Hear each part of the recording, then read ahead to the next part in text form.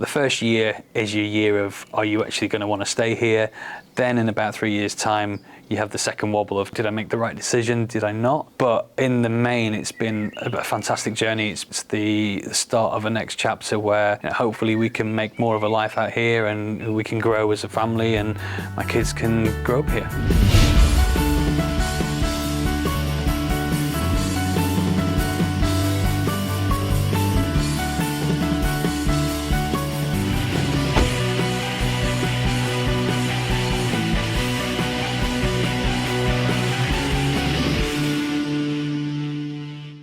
Yeah, so they were in a bit of a different location, just outside of Javia, but still on Spain's Costa Blanca.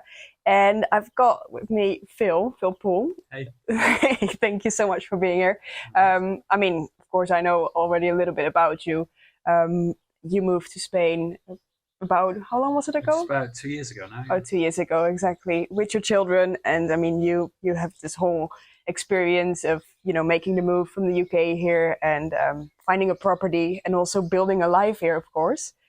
So we're going to talk a little bit about that today. And I mean, especially I think you're going to give some great advice for anybody who is in that same situation you were in 2 years ago and, might think about taking the leap. So can we start with just a bit of an introduction about you? So yeah, I moved here about 2 years ago with my family through various changes in work and being in the UK, and had the opportunity to spend a year here in the sunshine and just see what it was like. And since then we kind of extended our stay, and now we're quite happy here. Kind of our family's set up here, and hopefully we're here for many years to come. Nice. And what made you decide to actually take that leap and move to Spain? My family, well, we used to come out here when I was young, so from the age of about 16 years old. My parents have had a place in Teolada, and then as I've grown up, I've come here every summer and spent quite a lot of time here in that kind of vein. And then as my family got older, we brought the kids out and various other things. And then when work circumstances changed, it was an opportunity to come out. My parents live out here anyway, so it was a great opportunity to come and spend some time with the grandparents, get some extra childcare, and just enjoy the sunshine, which is slightly better than the rain in the UK at the moment. Also, I mean, you're saying you move with your children, right? Mm-hmm. For them, that must be a really big change as well. Yeah, they were really excited about it. Okay. So we kind of finished what we're doing in the UK and gave them the opportunity and said, well, this is something we're going to do.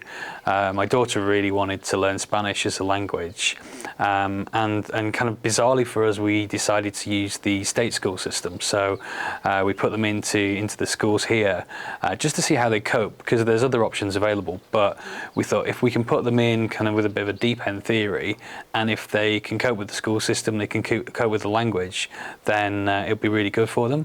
Yeah. And I think the learning curve that they've had has been fantastic.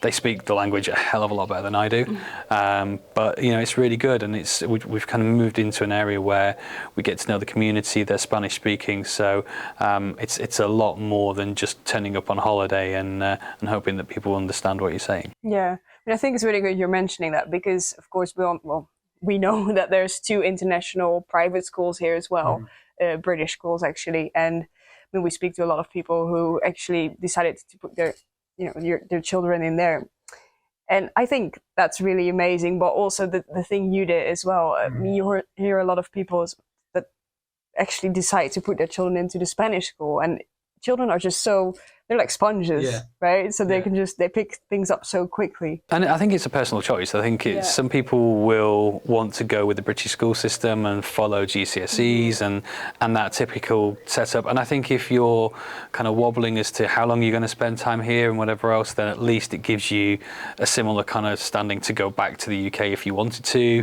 But equally, we heard really good things about the Spanish school system, and from our point of view, we just thought actually by giving them the gift of learning actually 2 languages here, it means that they've always got that going forward. So if they did go back into a GCSE environment, then they've got Spanish as a language that's a free one really for them. Yeah, that's true. And I think also what you can do, if you join Spanish school, elementary school, you can actually then go to high school as well, right? If you want it, and go on and through to the baccalaureate and various other things there. Exactly. So I think the education route seems to be the same setup really. Some slight differences in the way that they do it. I think that some of the stuff that we've seen from the Spanish school is great, where it seems to be a bit more modular, and the kind of information is given and the kids are tested fairly regularly.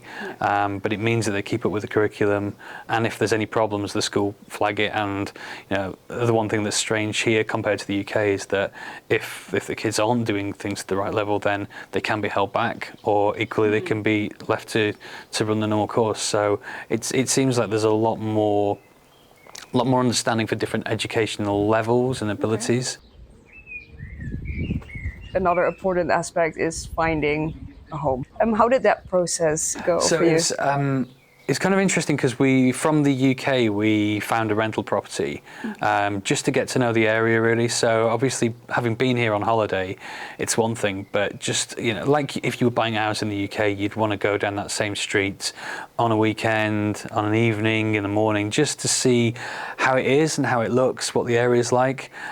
So as much as we knew it from a holiday destination, when it's busy, there's also a lot of properties that are quiet in various parts of the year, and there's some that the communities are older, they're younger. So we thought the best thing to do is to hire or kind of rent a house for the first 6 months of being here, just to get an idea of what was available to us. Everything from, do you want a full reform, to do you want a house that's already built, do you want a new house, do you want an apartment? I mean, obviously, it'd be great if I had £3 million and an infinity pool and whatever else, but in the reality, you've just got to find what works for you. Yeah, I think that's really great advice, because we have it as well as an estate agent. There's a lot of clients we get that actually prefer to rent first as well, especially if you're going to live here all year round. You want to live in a place where you actually feel at home. And we always say there's not such a thing, as, at least in Havia, as like a bad neighborhood, but they're all different. So it really depends on your liking. Do you want to have, quiet, like privacy around you? You want to be more in the hustle and bustle? So it really depends on you as a person. I think to test it out that way is so important. Yeah, and we found that was great. We looked at so many different properties in the area, everything from remote properties to developments, community pools, things like that, and just to get a feel of what was right for us. And it was really worthwhile. At that moment, were you already in the process of getting your residency? Did you already obtain it at that point? So we were working through, we came out on a visa because it's post-Brexit. So it works in a 3-stage process. So you've got the first year, then a renewal, and then a further renewal. So for us as well, the kind of first year was that, will it renew? Will we be able to do what we need to do? Do we want to be here? And interestingly, we spoke to a couple of people locally and said that, they said that really you have the first year is your year of, are you actually going to want to stay here? Then in about 3 years' time, you have the second wobble of, do you still want to be here? And then after that, it feels like you're here for a long period of time. So it was good to come out under that kind of system where we had the ability to rent and just effectively try before we completely laid our roots down here. Yeah, exactly. And then you rented for a year, you said, right? Yeah. And that's, of course, the moment where you started to look for a property for sale. How did you experience that process? I think the one thing that's really interesting here is there's so many estate agents, there's so many properties that are available, some with multiple agents, some not. I think there's different characters within that. So certain estate agents took us to loads of properties, some of which weren't even in our criteria. I think mainly just to show us around different things. But then equally, others homed in on what we wanted to do and how we wanted to do it. And in the end, we found we're in a townhouse, and it's a really nice townhouse that's in the middle of the town, as you would expect with a townhouse.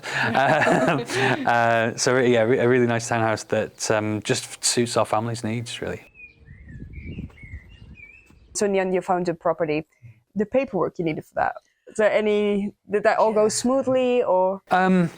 I think as smoothly as it does here, I think there are things that are very different. So I think in the UK, you appoint a solicitor and they manage everything from the start to the end of the process. A couple of questions backwards and forwards, but most of it is out of your hands.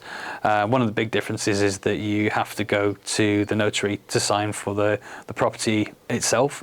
So that was a strange process, waiting in a government building to sign a piece of paper to say that you're the legal owner of it, which was a little bit different, but quite a nice feeling at the end of it. So there's that kind of euphoria of you've bought your property, and I think sometimes when you do it in the UK, it's a paper kind of transaction. So at best, your solicitor phones you and says, "Hey, you've got a house," whereas actually it's a bit more handshakey and celebratory here, which is really good. And then there's various other bits of paperwork.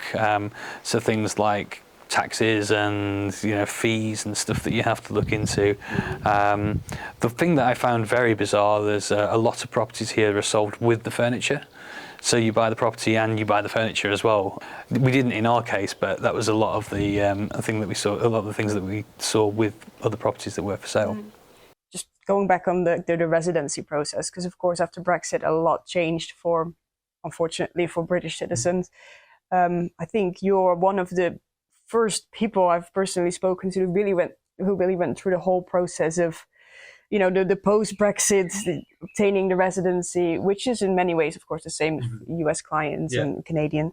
Do you think it was like a tough thing to take on? Or? Yeah, it's by no means an easy task. I think there's a lot of paperwork and there's a lot that you have to put together, and I think it's just the difference of now post-Brexit, where the UK isn't part of the EU, so the freedom of movement isn't there the same way.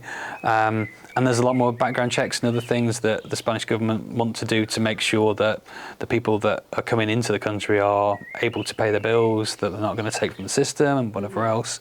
But I guess the only thing that we found that was really important there was just making sure that you got a really strong legal representative on your case to be able to work through any of the things that come along the way. So, quite often there'll be questions or changes in legislation or anything else that would stop a normal process going through, and having a lawyer that was kind of on it made it a lot easier just to be able to deal with the bumps along the way. And I guess it's the same in kind of purchasing the properties. If you've got someone in there that's looking after your best interest and that you trust, then they're going to hold your hand through the process rather than just there you go and kind of get on with it, really. Yeah, I think that's something that's even more important here than anywhere else, because so many people that actually move here come from a different country. So they always go through the process of not even trying to understand a new subject, but also how does that work in a different country and a language that we don't understand. And that can be quite scary even for some people. And not just the language, the local rules, bylaws, taxes. There's so many things that just aren't always uniform, and as you move from one region of Spain to the other, there are different rules and different governments in place that and you just, unless you just wouldn't know to look to deal with half of it. Going back to your life here, because of course you moved to Spain in the end, not just to deal with the paperwork, but to live a life, to live a different lifestyle here. How was your experience until now? Yeah, it's been really good. I mean, there's, like with everything, there's ups and downs. There's days where you think, wow, did I make the right decision? Did I not? But in the main, it's been a fantastic journey. It's been great for my wife, my kids, myself. And I think more than anything else, it's the start of a next chapter where hopefully we can make more of a life out here, and we can grow as a family, and my kids can grow up here, which would be great. And then one last question. I think that would be really interesting for anybody watching this video. If you would give one main advice, like the biggest hurdle you would like, what would that be for anybody in your situation 2 years ago at this moment? I think the biggest piece of advice is there's a lot of information that's out there, a lot of Facebook groups with a lot of people with a lot of opinions, and some of it is factual and some of it is correct. other items are not. So I think the more you can surround yourself with professionals that know what they're doing and can help you with the process, the easier it will be for you in the long run. So Phil, thank you so much for taking the time today. I think it's so valuable, the information you've given, and you actually went through the process, you have experience, and it should be useful for everybody out there in the same situation. No worries. So if you're new to this channel, don't forget to hit the subscribe button to stay up to date with our latest videos, all the information you need to know about moving to Spain or buying a property here.